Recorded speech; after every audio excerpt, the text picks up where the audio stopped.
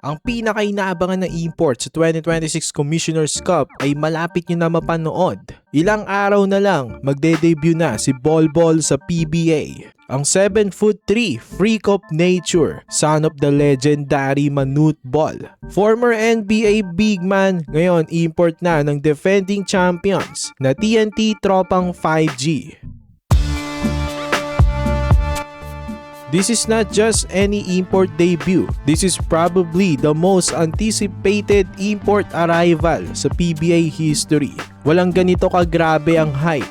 Malapit na nga maglaro si Bolbol at ang kanyang kalaban sa kanyang debut game ay ang Rain or Shine Elasto Painters. Nito na yung Biyernes, March 20, 5:15 PM sa Araneta Coliseum. Nako, paniguradong dudumugan ang Araneta nitong Friday dahil holiday pa itong araw na ito. The second game nitong Friday ay Barangay Ginebra pa kontra Macau Black Knights. Pero magfo-focus muna tayo ngayon sa nalalapit na debut game ni Bolbol sa PBA. Nasubukan na nga ng TNT itong kanilang higanteng import sa kanilang mga training camp. At sabi ng team manager na si Jojo Lastimosa ay he's as good as advertised. Kung ano nga daw yung nakita nila na ginawa nito sa NBA noon, ay ayun din naman daw ang naipakita nito sa kanilang mga practice.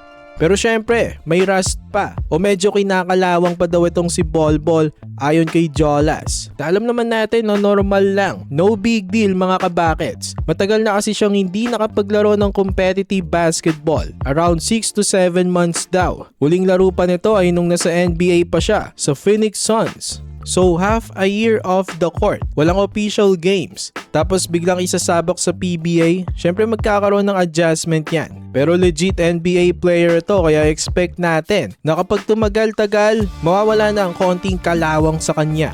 Lalo na ibang-iba na ang role niya dito sa PBA. Siya ang number 1 option na. Hindi katulad sa NBA noon na limited minutes lang. Pero kahit nga maiksi lang ang playing time nito, marami pa rin siyang highlights doon na impresibo.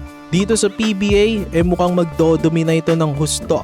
Medyo swerte pa nga ang Rain or Shine Elasto Painters kasi makakarap nila ang TNT na first game pa lang ni Bolbol kasama ang buong squad sa official PBA game. Ang chemistry nila ay hindi pa fully built. Sa tune-up game, medyo preview pa lang yon, scrimmage level lang. Sa totoong laro, kailangan pa nilang mag-sync. Ilang games pa bago nila magamay ng gustong isa't isa. Pero knowing Bolbol na isang ang NBA legit player, mabilis ito siguro makaka-adapt. Ibang-iba ang kanyang skills dito. Masyadong mamumuro ang kanyang length and size.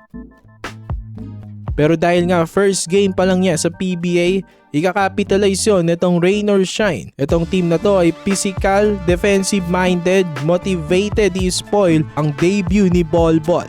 Ito ang si Coach Yeng Yao, malamang nang malaman niya kagad ang schedule nila. Pinaghandaan niya na itong si Bolbol. Sobrang exciting talaga ng mga games nitong Friday. TNT with Bolbol sa first game kontra Rain or Shine. Sa second game, Barangay Ginebra versus Macau Black Knights. Sulit manood sa mismong venue. Anong prediction nyo mga kabakets? I-predict nyo ang stats ni Bolbol sa kanyang first PBA game.